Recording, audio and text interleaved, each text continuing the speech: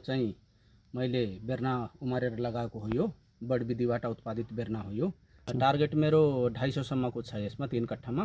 अब हेरौँ काटेपछि थाहा हुन्छ। यो वर्ष अलि मलको अभावले अलिकति उखुमा चाहिँ धेरै हरास भएको छ। यसमा काम गर्न मलाई इजी छ। यसमा विषादी हाल्नु पर्यो मानौ या अरू केही भिटामिन हाल्नु पर्यो भने यसमा मलाई एकदम इजी छ, किनभने मैले ट्र्याक्टरको टङ्कीले एकदम आरामले यसमा म स्प्रे गर्न सक्छु। मेरो यो गन्ना 4 किलो 5 किलोसम्म पुग्छ अहिले। एक बिघामा लगभग त्यही 50 देखि 1 लाख 1.5 लाखसम्म पनि बच्छ त्यो बिघामा। हाम्रो सोच अहिले पनि के छ भने हामीले घना लगायौँ भने बढी उत्पादन हुन्छ भन्ने सोच छ कि अहिले।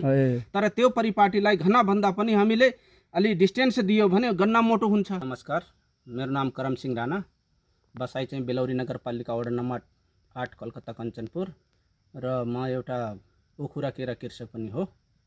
र अहिले यो मैले लगाएको घरनिर यो 3 कट्ठामा यो चाहिँ मैले बेर्ना उमारेर लगाएको हो। यो बड विधिबाट उत्पादित बेर्ना हो। यो र मैले यसमा दूरी चाहिँ बोटको दूरी 1 बाई 1 फिटमा छ भने यो लाइन टु लाइनको दूरी 5 फिट राखिएको छ अहिले यसमा। र यो जात चाहिँ यो महाराष्ट्रको जात हो। CO 86032 लगाएको छौँ अहिले हामी। यो कति फिट लामो हुन्छ त? यो गत साल मेरो 22 फिट भयो हो। यो पालि मेरो टार्गेट लगभग 25 फिटको छ। अब कति हुन्छ होला हेरौँ। यो 3 कट्टामा कति जति यो उत्पादन हुन्छ यसमा? टार्गेट मेरो 250 सम्मको छ यसमा 3 कट्ठामा। अब हेरौँ काटेपछि थाहा हुन्छ। र गत साल मैले यो केरामा लगाएको थिएँ। एक कट्ठा 15 धुरमा 194 कुन्टल निस्किएको थियो। अनि यो सँगै हजुरले पनि अन्य उखु खेती गर्नुभएको छ, कति जति उखु लाउनुहुन्छ? कसरी? उखु टोटलमा अहिले ठेक्का भयो, मात भयो, लिज भयो, आफ्नो लगाएर अहिले 18 बिघा उखु छ अहिले हामी। 18 बिघा लगानी उखुमा लाग्छ र मेन कुरा के छ भने उखुलाई म्यानेजमेन्ट गर्न सक्नु पर्यो। यसको लागि जनशक्ति चाहियो, लेबर चाहियो।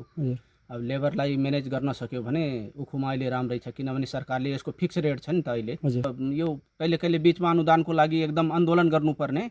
तर जुन हाम्रो यो दक्षिणी बेल्टमा महाकाली सुगर मिल र भागेश्वर सुगर मिलले जुन किसिमको पेमेन्ट दिँदैछ यो किसानको लागि एकदम राम्रो कुराहरू। यहाँको मतलब किसानको लागि एकदम यो उत्पादन हुने र अहिले यहाँको किसानलाई अहिले राम्रो भएको छ। तर विगत भन्दा पनि यो वर्ष अलि मलको अभावले अलिकति उखुमा चाहिँ धेरै हरास भएको छ, किनभने अब यो जुन टाइममा हामीले मल पाउनु पर्ने हो त्यो मल नपाएर अहिले, त्यही भएर अलि उखु अलिकति चाहिँ उत्पादन यो पालि कम हुन्छ होला जस्तो छ। हामीले अहिले नयाँ टेक्निकहरू महाराष्ट्रबाट नै तालिम लिएर आएका छौँ, किनभने यो उखु हाम्रो यहाँ कम उत्पादन हुने र त्यहाँ बढी उत्पादन हुने के छ डिफ्रेन्स त? त्यो डिफ्रेन्स कहाँ गेबिङ हुँदैछ त? उनीहरूको 1 एकडमा अहिले तपाईँको 1500 कुन्टल उत्पादन छ अहिले मतलब 1 एकडमा। तर हाम्रो यहाँ उत्पादन 1 एकड भन्नाले हाम्रो 1.5 बिघा भयो। मतलब उनको 1 एकड मतलब 1.5 एकड, हाम्रो 1 बिघा भयो। तर हाम्रो यहाँ सरदर उत्पादन अहिले त्यही 400-500 600 सम्मै छ। अहिले होलमा हेर्ने हो भने 1-2 जनाको 1000 पनि होला, 1500 पनि होला, त्यो भएन। तर होल एक्चुअलमा हेर्ने हो भने हाम्रो उत्पादन 400 देखि 600 कुन्टल मात्रै प्रति बिघा उत्पादन भइरहेको छ। यसमा सबभन्दा पहिलो त यसमा मैले च्याङ्फा ट्र्याक्टरले काम गरेँ। यो बिचमा यो मेरो लेबर कोस्ट उस्तै बचिहाल्यो नम्बर 1 मा। र च्याङ्फा ट्र्याक्टरले काम गर्दा यो बिचमा जङ्गल पनि साफ भयो, घाँस। र दोस्रो यसमा के छ भने यो माटो पनि त्यसैले चढाएको हो, मसिनले काम गरे, मेरो लेबर कोस्ट पनि बच्यो एक हिसाबले। र दोस्रो कुरा के छ भने यसको फिक्स डिस्टेन्स भएको हुनाले यसमा काम गर्न मलाई इजी छ। यसमा विषादी हाल्नु पर्यो मानौ या अरू केही भिटामिन हाल्नु पर्यो भने यसमा मलाई एकदम इजी छ, किनभने मैले ट्र्याक्टरको टङ्कीले एकदम आरामले यसमा म स्प्रे गर्न सक्छु। यी कुराहरूमा हामीले सुधार गर्यौँ। तर हाम्रो सोच अहिले पनि के छ भने हामीले घना लगायौँ भने बढी उत्पादन हुन्छ भन्ने सोच छ कि अहिले। तर त्यो परिपाटीलाई घना भन्दा पनि हामीले अलि डिस्टेन्स दियो भने गन्ना मोटो हुन्छ। किनभने मानौ घनौमा 1 किलोको 1 गन्ना भयो भने हामी यो डिस्टेन्स लगायौँ भने एउटै गन्ना 2.5 किलो भयो त औसत त आइहाल्यो नि। तर हामी के सोच्छौँ अरे त्यो नजिक लगायो भने त्यसमा बढी उत्पादन हुन्छ जस्तो लाग्छ। तर त्यो होइन यथार्थ हेर्ने हो भने। अब यही गन्ना 1 गन्ना यो तपाईँको 4 किलो 5 किलो भइहाल्यो भने अहिले लगाएको यो प्रविधिबाट मेरो यो गन्ना 4 किलो 5 किलोसम्म पुग्छ अहिले। अब किनभने यो प्रविधिले हामी गऱ्यौँ भने थोरै जमिनमा पनि बढी उत्पादन गर्न सक्छौँ। अब मैले अहिले 18 बिघा लगाएको छु मानौ एउटा कुरा।